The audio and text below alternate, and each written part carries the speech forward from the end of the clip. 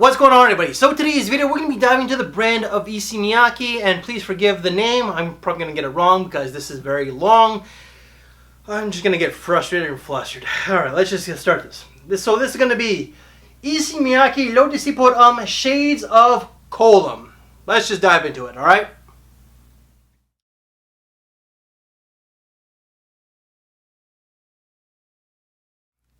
This fragrance was actually launched this year in 2020 and is classed as a woody aromatic.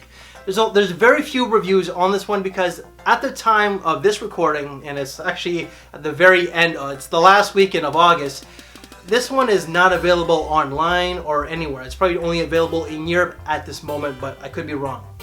And there's only 2 reviews. The other review was Ashton, so shout out to Ashton.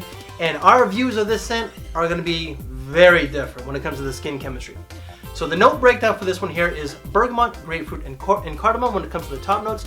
And the mid is green tea and coriander, and the base is cedar and cashmere. So what do I get out of this decant here?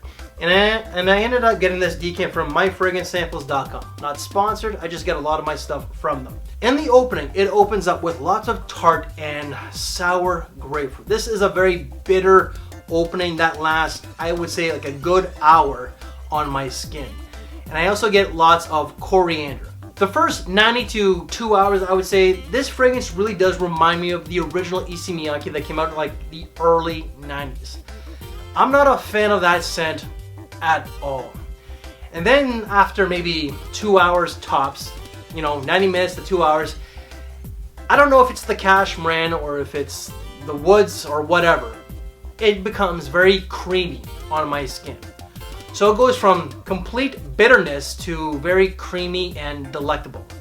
So on my skin, it's really something different than Ashton's skin. So it really does show a lot about the skin chemistry when it comes to this fragrance here.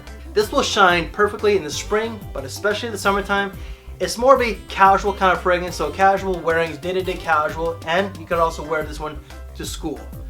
Longevity, when it comes to a lot of these Issey Miyakes, the longevity on the majority of them last really well on my skin. Like I'm talking like 9-10 hours, including their freshies. This one was only 4 to 5 hours, and projection was more so on the milder side. Prices. This one was very difficult to find. It's not on any of the online discounters yet. Give it time, and most certainly it will.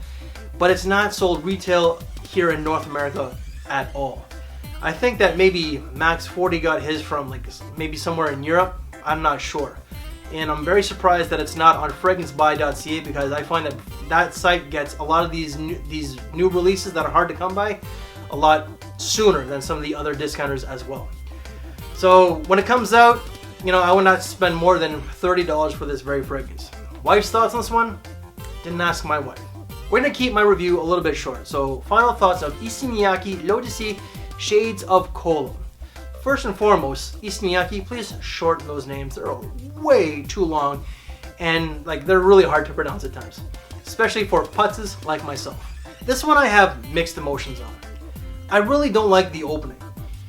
From the atomizer, I get that bitterness, but I get the creaminess as well. The first 2 hours tops on my skin, it's very bitter, it's very tart and spicy with a coriander. And it does remind me of the original Issey Miyake put on. I don't like that scent. But then it does turn creamy and quite nice. That's when I like this scent.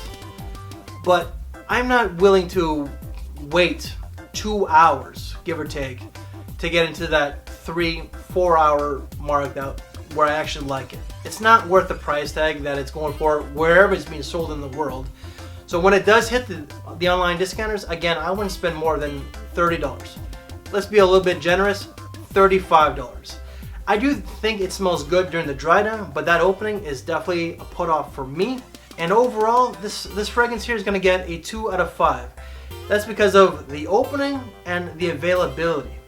I don't understand why it's not available here just yet.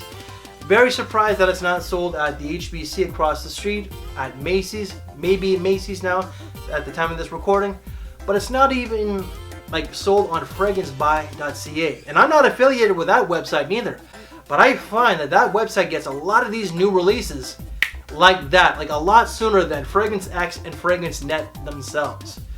So would I recommend this one? I would recommend this one to a younger guy out there, someone who's in his late teens, early 20s, who just wants to smell good and really just doesn't want to break the bank when it does hit the discounters. But other than that, not really. I would say that this would be one of the worst releases of this year.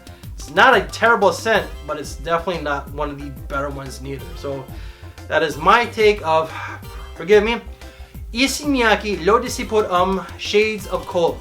Yes, got it right. So guys, if you like this video, make sure to give it a big thumbs up, share the video, subscribe if you haven't, hit that notification bell, and thank you for your time, take care, and I'll see you later. Thanks for watching, everybody.